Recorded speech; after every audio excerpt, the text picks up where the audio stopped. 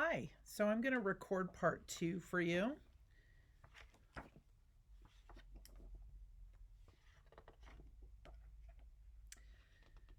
The Pilgrims fed Samoset and sent him on his way with gifts. He soon returned with 5 men and the stolen tools. He announced that a great chief, Massasoit, was coming to visit the colony.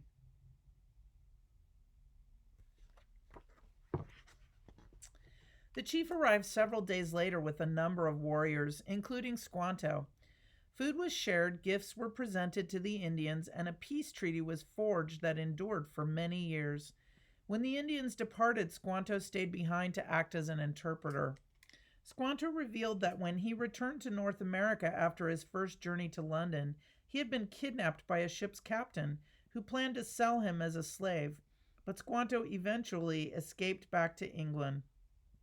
He was brought to New England, but he found that his tribe, the Patuxet, had been wiped out by disease. He was the sole survivor. So initially he decided to go on a little adventure. He was Native American, and he decided that he met some fishermen that were from Europe, and he decided to get on one of their ships, and he ended up in London. He got stuck there, and while he was there, he stayed at the ship's captain's mom's house. So he lived with this mom of the ship captain for like the ship's captain for like a year.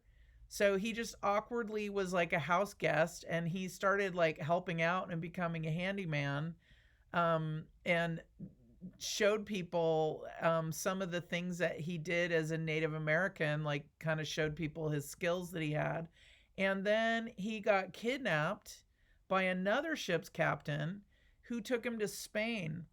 And then he figured out how to escape. Some Catholic priests helped him to escape, and he ended up back in England. And then he finally found a ship that would take him back to North America. And by the time he got back, this was years. I mean, he lived with the sea captain for like, the sea captain's mom for like over a year. So by the time he got back to North America, he got back and there was no one left. His whole tribe had died. They had been wiped out by disease. So he came back and there were the graves of all of his friends and his family. There was no one left. He was the last person in his tribe. So you can imagine how horrible you would feel that missed out on spending time with all these people. Granted, he probably would have died if he would have not gone to England.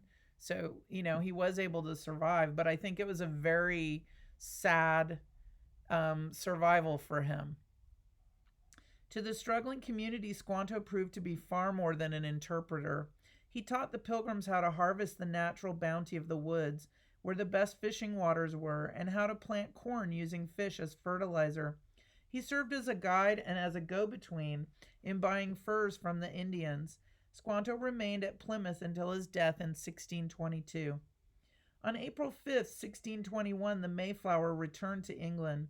With the ship gone, the Pilgrims would be wholly dependent on the land and the work of their own hands until the arrival of the next ship. The ship's captain offered to take anyone who wanted to return to England, but not a single Pilgrim accepted his offer. Here they are watching the ship disappear. So they're kind of nervous because they know that there's nobody coming back for a while, and so they have to survive on their own. That first spring, Governor John Carver died, yet for most, the warming weather brought general health and a sense of relief. Though they had lost half their company, the Plymouth colony was surviving. Everywhere there were sights and sounds of activity. The Pilgrims applied old skills and quickly learned new ones. Boys watched over the fields, hunted, made wooden pegs to fasten beams, and helped build houses. Both boys and girls gathered mussels and clams, turned spits for roasting, and stuffed linen sacks with leaves, corn husks, or feathers to make mattresses. When time permitted, the children learned their ABCs and practiced their reading by studying the Bible and Psalter songbooks. So she looks like she's spinning and operating a spinning wheel. And you can see some 1600s clothing there.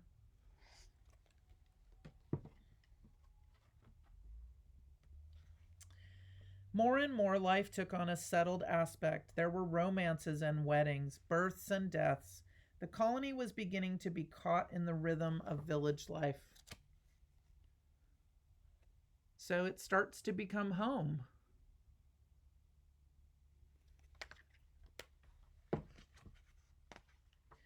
The sea yielded a bounty of fish, and there were signs that the harvest would be good enough to get them through the coming winter.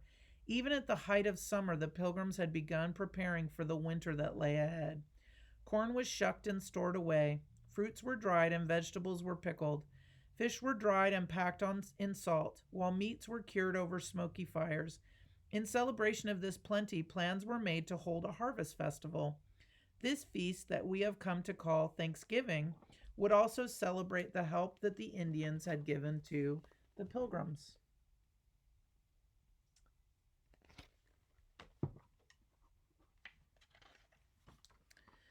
The food was plentiful. Though the barley and peas from seeds brought from England had done poorly, they had their fill of beans, corn, and squash. So sometimes we have beans on Thanksgiving, and we definitely have corn and squash, right? There was cod and sea bass, which were grilled or served in stews, along with eels, lobsters, mussels, and clams. We really don't have seafood at our Thanksgiving in our family. Um, One of the things that was really popular that English people like to eat was eels and jellied eels. And so they're eating eels and lobster, of course, because they're living in Massachusetts. So there's lots of seafood, lobster, mussels, clams.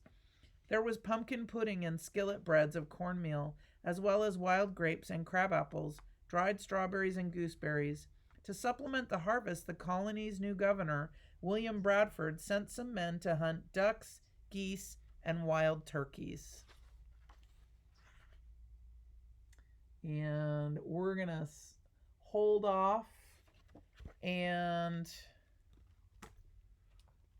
part 3 comes next.